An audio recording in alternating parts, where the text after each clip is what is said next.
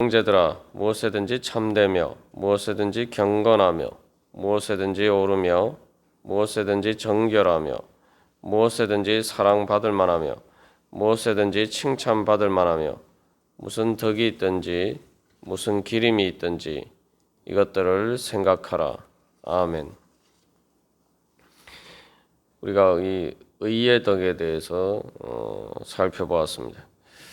그래서 이 특별히 선교와 관련해서 우리가 한 가지 기억해야 할 것은 오늘날 전 세계적으로 봤을 때 기독교 선교를 방해하는 가장 큰 장애물은 이 공산주의와 이슬람입니다.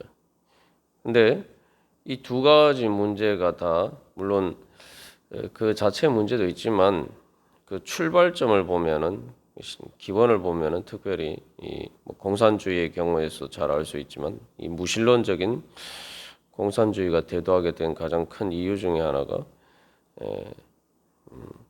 기독교를 믿는 사람들이 전혀 정의롭지 않다는 거예요.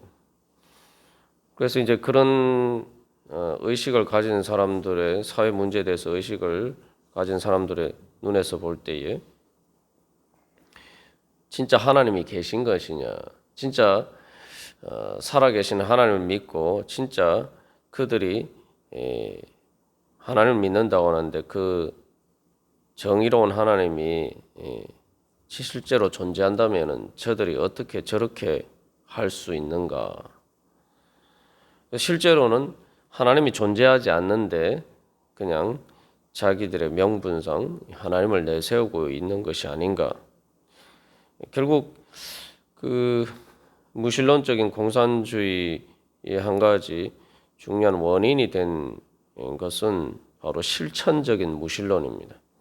즉 하나님을 믿는다고 하면서 실제로 정의로운 하나님이 계시지 않은 것처럼 행하는 사람들, 바로 그러한 교회와 그러한 기독교인들 때문에 결국 이 무신론적인 공산주의, 특히 공산주의가 무신론적인 그런 관점에서 출발하게 된 가장 중요한 하나의 원인이 됩니다.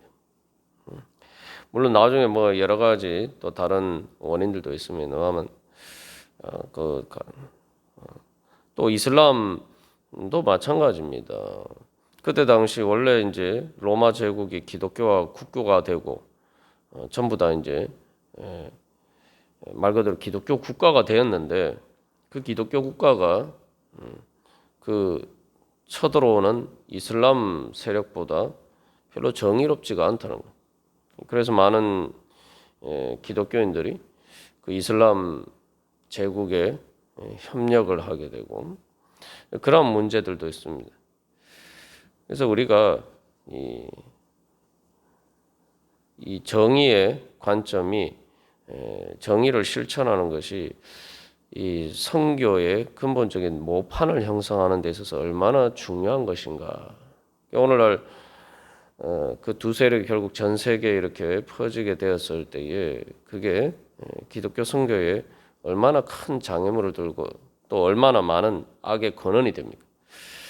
그래서 우리가 이런 관점들을 생각해 보면서 사도 바울이 특별히 그 세상 속에 살아가는 그리스도인들에게 바로 이 무엇에든지 옳은 것을 생각하고 행하라라는 이 말씀이 우리가 정말 심각하게 받아들여야 되는 말씀입니다.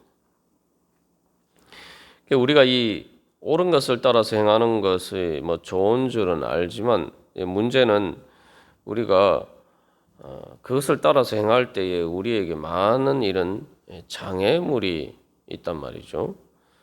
가장 큰 장애물은 이 옳은 것을 따라서 행할 때 우리가 내 이익에 손해를 봐야 되는 일이 많습니다. 그게 가장 큰 문제죠. 그렇지 않을 때에는 우리가 뭐 얼마든지 옳은 것을 따라서 행할 수가 있습니다. 그래서 이 사도 바울이 예수 그리스도를 위해서 모든 것을 손해로 여긴다라는 이 관점이 우리 안에 분명히 이 중심이 서 있지 않으면은 우리가 옳은 일을 따라서 행하기가 어렵습니다. 예. 그래서 사도 바울이 예수 그리스도를 통해서 얻는 의에 대해서 이야기를 하고 있습니다만, 그것을 위해서 자기가 고난에 참여하고 그의 죽으심을 본받고 모든 유익한 것을 손해로 여긴다.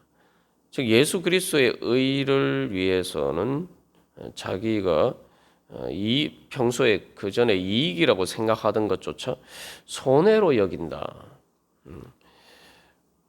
그래서 옳은 일을 따라서 행하지 않는 것이 나에게 이익이 되는 것처럼 보여도 실제로는 그것이 나에게 손해가 된다. 그리고 그렇게 실제로 내 눈에 영적인 눈이 뜨여져서 그게 보여야 됩니다. 그리고 또한 옳은 일을 따라서 행할 때는 비록 그것이 손해를 보는 것처럼 보여도 그게 내가 살 길이다.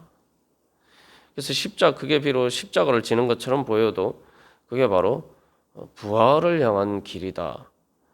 우리가 이 믿음이 있어야지 우리가 옳은 것을 따라서 행할 수가 있습니다. 그래서 우리가 이 의가 이루어질 때에, 정의로가 세워질 때에 바로 하나님 나라가 세워지고 그것이 바로 천국의 행복을 위한 길이다. 그래서 예수님, 즉 예수 그리스도께서, 의의 왕이신 예수 그리스도께서 우리에게 진정한 평강은 다른 말로 하면 요즘식으로 하면 행복이죠. 바로 예수 그리스도께서 의의 왕이시기 때문에 바로 우리에게 행복을 주실 수 있는 평강의 왕이다. 이 믿음이 있어야지 우리가 옳은 것을 따라서 행할 수가 있습니다. 그렇기 때문에 예수를 믿는다는 것은 바로 비록 세상에서 정의에 따라서 세상이 움직여지지 않고 자기 이익을 따라서 움직이는 것이 세상을 지배하는 것처럼 보이고, 정의를 따라서 행하는 것은 해가 되고 또 많은 희생이 따르고 또 그렇게 해도 별로 사람들이 알아주지도 않고 빛도 나지 않는 것처럼 보여도 예수님을 믿기 때문에, 바로 의로우신 하나님께서 이 세상을 다스린다는 것을 믿기 때문에 그것을 따라서 행하는 것에 우리가 의의 덕을 세워갈 수가 있습니다. 그게 바로 예수 그리스도에 대한 믿음이, 정말 내가 예수 그리스도를 믿느냐 믿지 않느냐가 나타나는 것이죠. 그래서 우리가 다시 한번 여기서 결국 예수를 믿는다는 것이, 의로우신 예수님이 십자가 달려서 돌아가셨잖아요. 말 그대로 힘이 없이 의를 따르는 예수님의 무력해 보이고, 그렇게 하다가는 결국은 그 불의한 그 대제사장과 그 무리들에 의해서 예수님이 죽으셨지만, 하나님께서, 의로우신 하나님께서 바로 그 의로우신 예수님을 부활하게 하셨다. 그리고 그 의로우신 예수님이 빌립보서 2장에서 고백하는 것처럼 모든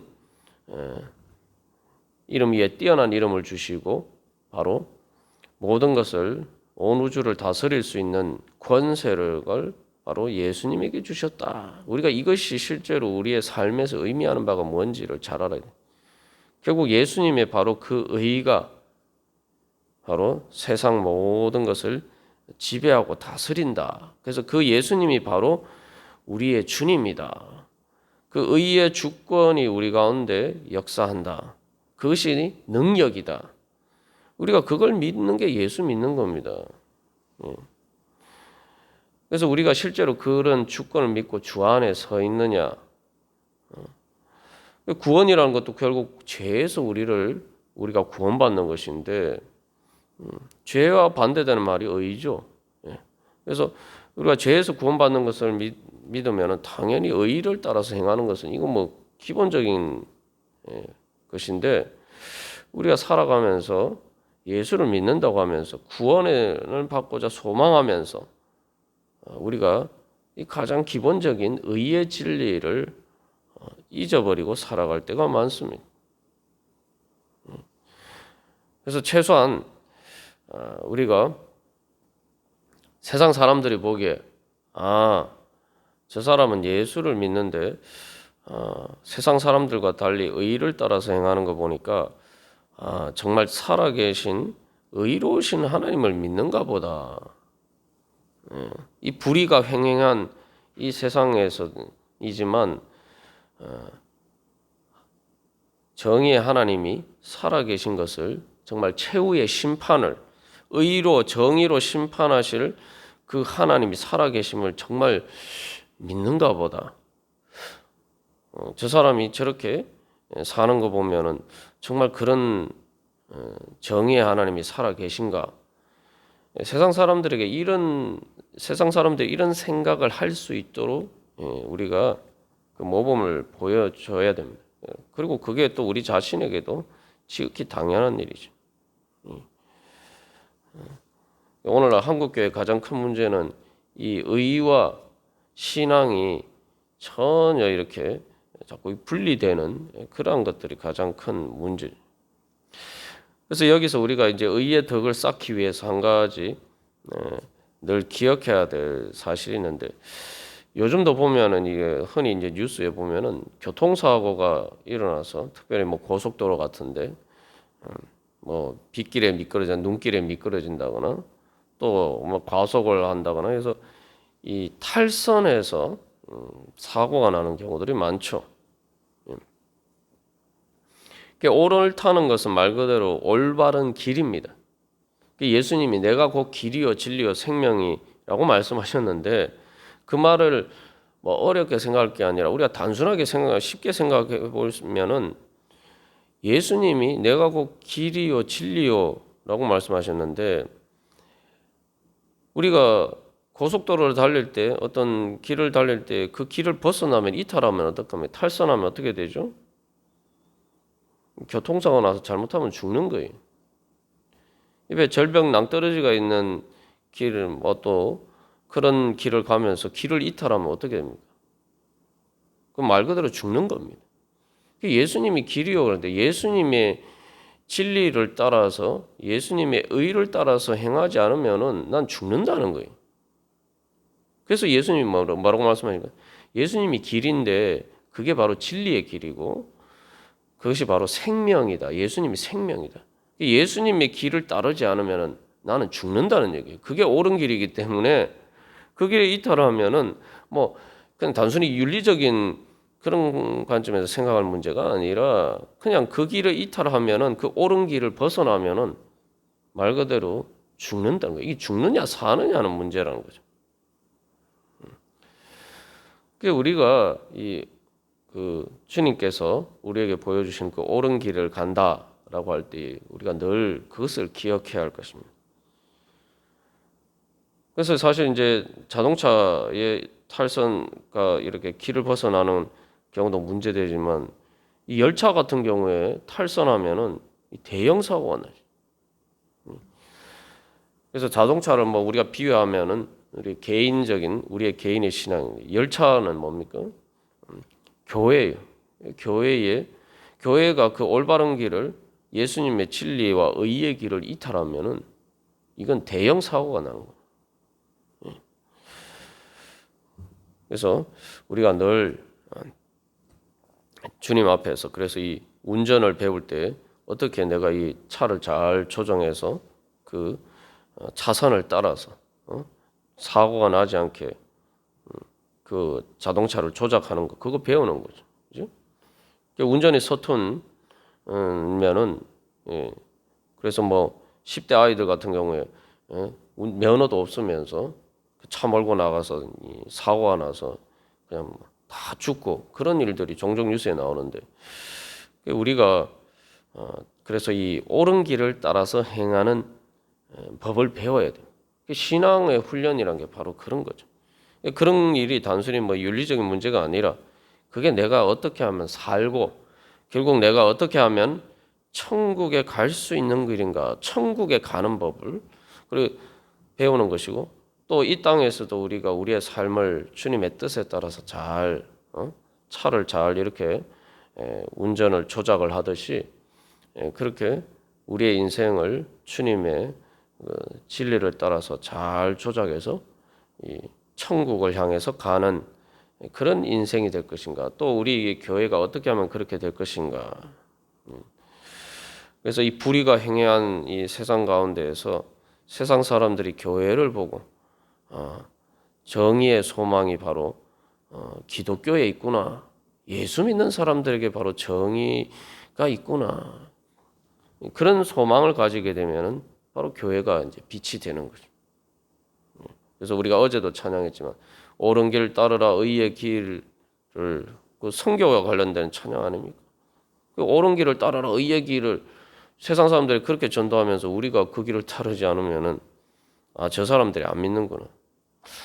그래서 요즘도 이거 뭐 기독교에 대해서 물론 부당하다고 생각할 수 있지만 우리가 한 가지 새겨 드려야 될 것은 예수 믿는 사람들이 정말 자기들도 믿지 않는 하나님을 왜 우리 보고 믿으라 그러냐.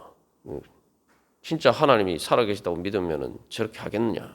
이렇게 비판하는 것들을 볼 때가 가슴이 아픕니다만. 그래서 하나님께서 오늘도 그래서 이스라엘 백성들에게도 구약에서 계속 하나님 말씀하셔. 너희가 그렇게 가면은 멸망을 향해서 죄의 길이라는 게 결국 죽음의 길이거든. 지옥을 향해서 가는 길인데 그 어그러진 길에서 돌이켜서 하나님의 의를 따르라. 구약에서 하는 가장 중요한 메시지 아닙니까? 그래서 우리가 오늘도 다시 한번 기도하면서 주님께서 저를 구원하시기 위해서 저에게 하나님 나라의 평강을 주시기 위해서 참된 축복을 주시기 위해서 오늘도 의의 길로 인도해 주시옵소서. 그 옳은 길을 갈 수 있도록 진리의 눈을 뜨게 하여 주시고 또 그 길을 갈 수 있는 성령의 능력으로 충만케 하여 주시옵소서. 그래서 죄와 사망의 권세를 이기는 하나님의 의의 능력으로 충만케 하여 주시옵소서. 우리 함께 기도하겠습니다.